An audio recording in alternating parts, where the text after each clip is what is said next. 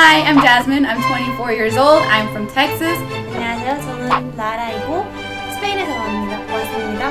My name is Mika. I'm from Austria and I'm married to a beautiful Korean woman. I'm Yoon Johnny. I have a YouTube channel. I've been in Korea for about 8 years. What's up? My name is Mike. I am from the US as well. Yo, I'm Alex. I'm from the States. I'm from Ohio. I've been in Korea for about 8 years.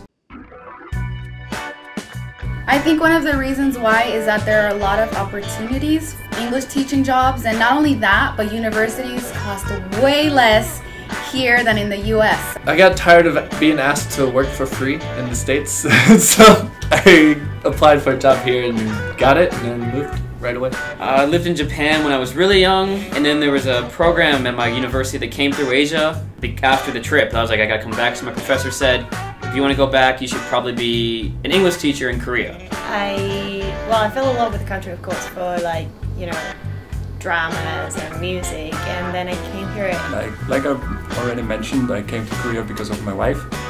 We got to know each other in Australia, in Sydney, already 9 years ago. When I was in high school, I did Taekwondo and I went to a Korean church and everything, so I was really involved in the Korean community.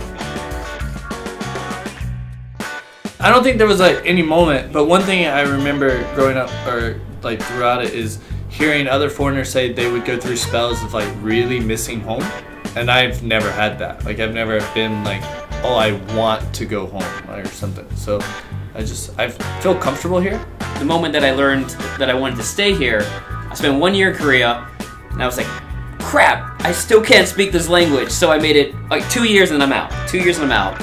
And then at the end of the second year, I started realizing yo, I kind of like it here. Why do I think that I have to go back to America?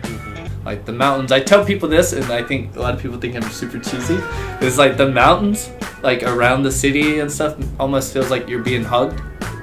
Because the first time you come to Korea, you feel that I'm in a drama, everything is so cool. And then after a year, you start seeing things that you don't like.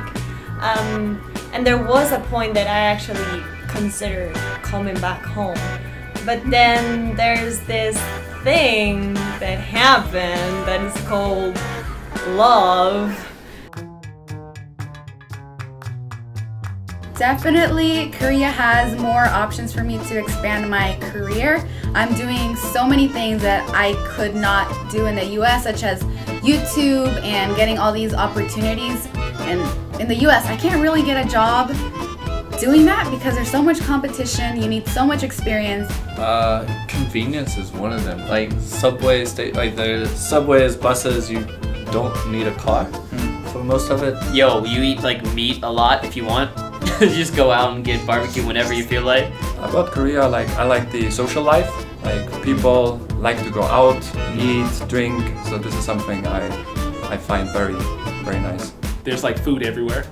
Yeah. Unlike in the States, yeah, I mean, you have to drive everywhere, but there's food everywhere. And there's different places to really try out and everything, and I love that.